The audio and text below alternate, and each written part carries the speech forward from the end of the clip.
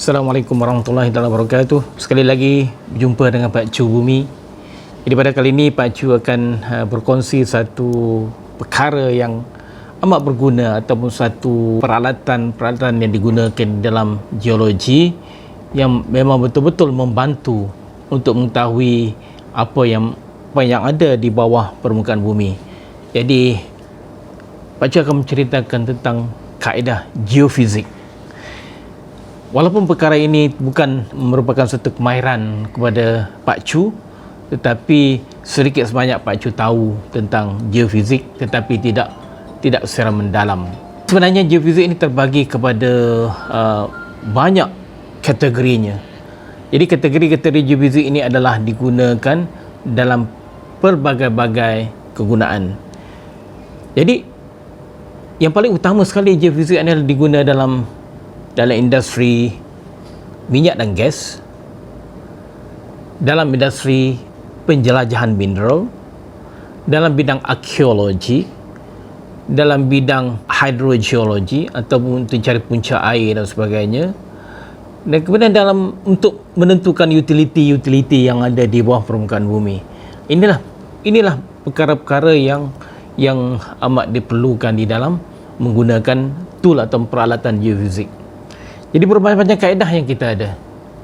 Yang pertama sekali adalah kaedah yang paling famous ataupun paling penting sekali adalah kaedah seismik. Jadi kaedah seismik itu adalah merupakan satu kaedah yang amat berguna, dan tanpa kaedah seismik ini maka industri oil and gas ataupun minyak dan gas tidak dapat direalisasikan. Di dalam industri minyak dan gas ini kita menggunakan kaedah seismik. Jadi kaedah seismik ini adalah merupakan satu kaedah yang amat berguna, dan Pak Chu sendiri dah ceritakan sedikit sebanyak tentang kaedah seismik ini dalam episod yang lepas, dalam oil and gas, episod oil and gas. Jadi kaedah seismik ini adalah di mana dia menggunakan bahan punca ataupun bahan letupan ataupun buma untuk generate wave ataupun gelombang dan masuk ke dalam bumi, dan kemudian dipantulkan kembali ke permukaan bumi dan direkodkan oleh siri geofon dia. Jadi kaedah seismik yang dilakukan di daratan adalah berbeza dengan kaedah seismik yang berlaku di dalam lautan. Kaedah yang sering dilakukan di dalam industri minyak dan gas adalah kaedah reflection atau kaedah pembalikan, di mana gelombang yang masuk dan melalui lapisan-lapisan di dalam bumi berkilo-kilometer, dalam bergantung pada berapa target dia, kadang-kadang sampai ke 7-8 km, sampai ke 10 km ke bawah, dan kemudian gelombang berkenaan akan dibalikkan ke permukaan balik, dan kemudian dicatitkan atau di-pick up oleh semua geofon yang ada. Jadi inilah kaedah. Daripada situlah maka data-data geofizik itu akan diproses dan akan dikeluar dalam bentuk seismic section. Daripada seismic section atau seismic profiling, daripada situlah maka ahli geofizik akan melakukan penafsiran terhadap data-data berkenaan, dan kemudian daripada situlah maka dapat kena pasti di mana kawasan yang ada berpotensi minyak dan gas berdasarkan pada struktur-struktur yang dibentuk di dalam seismic profile tadi. Itulah kaedah seismik secara pembalikan. Salah satu daripada seismik lain adalah seismik tomografi. Seismik tomografi adalah di mana di-scan ataupun dibuat satu scanning di kawasan berkenaan, dan kemudian dia akan keluarkan dalam bentuk yang lebih spesifik. Dan kemudian salah satu daripada seismik yang kedua adalah seismik refraction ataupun pembiasan. Seismik pembiasan ini adalah kebanyakannya diguna di dalam kejuruteraan, adalah untuk menentukan profil yang ada di bawah permukaan bumi. Tetapi biasanya seismik ini digunakan pada kawasan-kawasan yang tidak memerlukan data yang agak dalam. Jadi mungkin sampai ke 1 kilometer macam tu. Jadi kemudian daripada situlah maka dia akan memberikan bentuk-bentuk lapisan yang ada di bawah permukaan bumi untuk mereka bentuk pembangunan engineering dan sebagainya. Jadi yang kedua adalah kaedah graviti. Kaedah graviti merupakan satu kaedah yang digunakan untuk menentukan bahan-bahan yang ataupun properties yang ada di bahagian di bawah subsurface atau bahagian di bawah. Maka di sana biasanya digunakan untuk menentukan tahap di mana adanya kawasan batu hampar, kawasan batu yang berketepatan tinggi, rendah dan sebagainya. Itu adalah kebanyakannya digunakan dalam kaedah gravity. Yang ketiga adalah kaedah magnetik. Kaedah magnetik ini adalah banyak digunakan di dalam industri, tapi kebanyakannya dalam industri yang melibatkan untuk menentukan kawasan-kawasan yang mengandungi biji.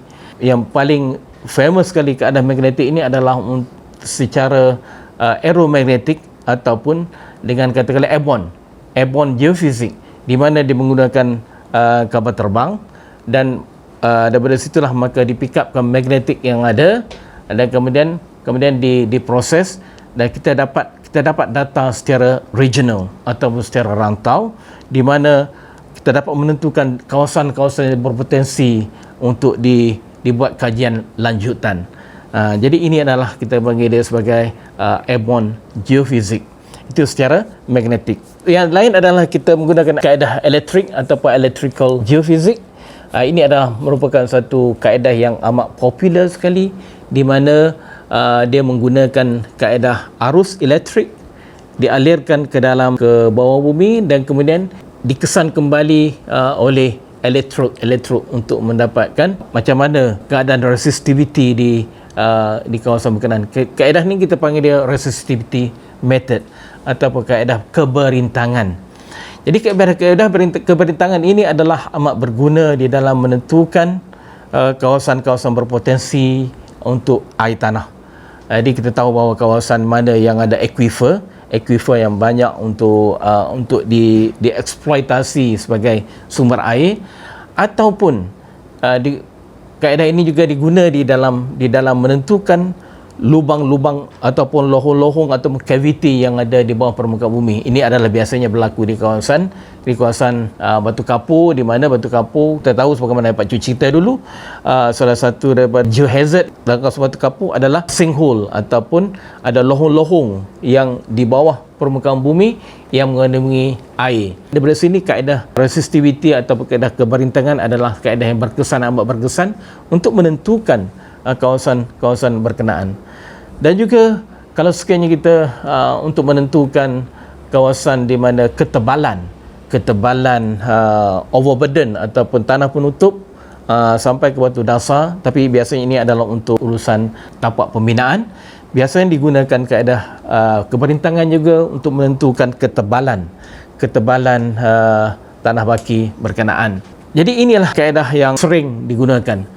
Dan juga resistivity juga adalah amat popular di dalam pencarian harta karun. Kita tahu harta karun emas yang disimpan oleh Yamashita dulu. Ingat Yamashita Jepun, di mana dikatakan bahawa banyak tempat-tempat di Malaysia ini untuk menyimpan harta-harta karun. Jadi kaedah resistivity juga digunakan untuk menentukan lokasi berkenaan. Kaedah yang berikut adalah elektromagnetik. Elektromagnetik pun adalah digunakan di dalam menentukan kawasan-kawasan yang berpotensi mineral. Biasanya mineral-mineral yang ada sifat magnetnya seperti besi, jadi biji besi. Jadi inilah kaedah yang biasa digunakan. Dan juga elektromagnetik juga digunakan di dalam GPR ataupun ground penetration radar. GPR ini adalah menggunakan keadaan elektromagnetik untuk mengesan sebarang utilities yang ada di bawah permukaan bumi. Sebagai contoh, kalau sekiranya kita nak membuat sesuatu pembinaan di satu kawasan, jadi kita mesti menentukan apakah utilities yang ada tertanam di kawasan berkenaan. Jadi GPR merupakan kaedah yang paling berkesan untuk menentukan utilities yang ada, sama ada kabel elektrik ke, ada kabel telekom ke, ada pipe air ke, pipe gas dan sebagainya. Itu adalah digunakan untuk menentukan kedalamannya, kedudukannya dan sebagainya. Jadi itu kaedah GPR yang menggunakan kaedah elektromagnetik. Dan kemudian yang berikutnya adalah geofizik yang melibatkan lubang gerudi ataupun borehole geofizik ataupun downhole geofizik, di mana daripada lubang gerudi yang dikorek dan itu menentukan profil ataupun profil yang ada di dalam subsurface ataupun di bawah itu. Jadi maka digunakan kaedah borehole mapping atau sama ada guna gamma ray ke, ada guna resistivity ke. Jadi dia akan ada kemungkinan sampai ke bawah. Jadi biasanya ini adalah popular di dalam industri oil and gas, di mana industri oil and gas memerlukan satu data yang komprehensif sebelum dalam penilaian kawasan mengandungi minyak dan sebagainya. Okey, yang terakhirnya adalah kaedah geofizik adalah kaedah remote sensing. Remote sensing itu merupakan salah satu daripada kaedah geofizik juga, di mana remote sensing adalah menggunakan satelit. Daripada satelit itu mengeluarkan image, daripada image itu maka kita boleh buat bermacam-macam tafsiran berdasarkan image berkenaan, sama ada tafsiran dari segi mineralnya, tafsiran dari segi morfologinya, tafsiran dari segi terrain ataupun bentuk-bentuk terrain yang ada dan sebagainya. Jadi inilah merupakan kaedah geofizik yang agak popular. Tapi sekarang ni Pak Chu pun kurang pasti juga sama ada LiDAR pun adalah termasuk di dalam kaedah geofizik juga. Pak Chu pun kurang pasti sama ada dah dimasukkan ke dalam geofizik ataupun tidak, sebab LiDAR merupakan satu kaedah pemetaan yang agak terperinci, yang sama ada untuk pick up semua maklumat secara raster data atau dengan kata lain dengan data-data yang agak terperinci untuk digunakan di dalam berbagai-bagai bidang.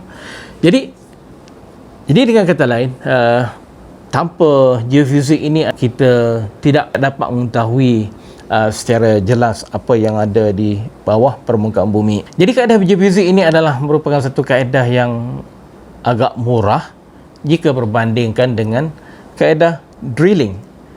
Jadi sebelum daripada melakukan drilling ataupun penggerudian untuk menentukan tahap ataupun profil di bahagian bawah subsurface profile, maka kita biasanya akan menggunakan kaedah geofizik.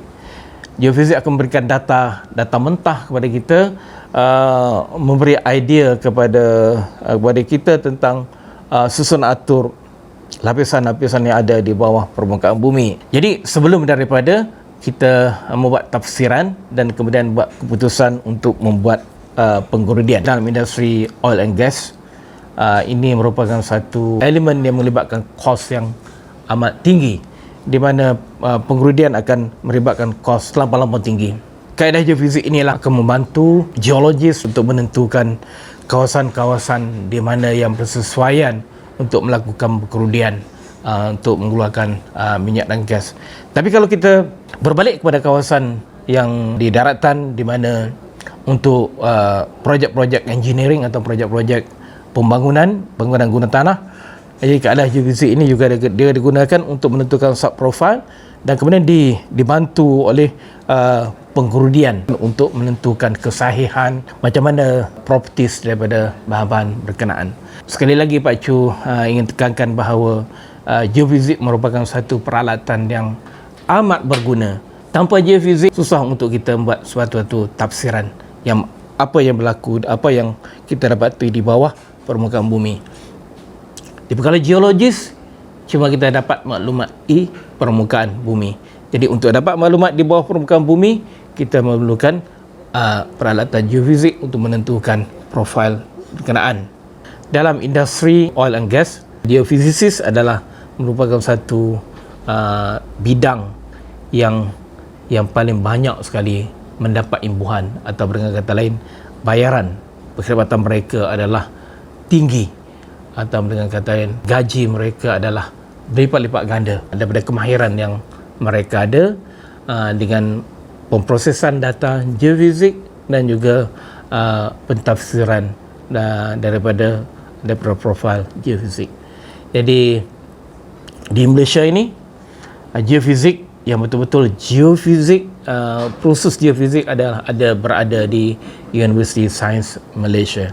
Tapi kalau di kalangan geologis macam Pak Chu ni, kita cuma belajar sekurang-kurangnya 2 kos geofizik sepanjang pengajian di universiti. Mudah-mudahan apa yang Pak Chu kongsi pada kali ini memberi manfaat kepada semua, terutama sekali kepada siapa-siapa yang memerlukan khidmat yang Pak Cu cerita tadi, sama ada untuk mencari air tanah ke, untuk mencari biji ke, untuk mencari lapisan-lapisan di bawah bumi untuk pembangunan dan sebagainya, itu boleh menggunakan keadaan geofizik dan dengan kos yang minimum. Itu sajalah yang dapat Pak Cu ceritakan. Jangan lupa like, subscribe dan share video ini untuk manfaat kita semua demi memasyarakatkan geologi negara. Bye bye. Assalamualaikum.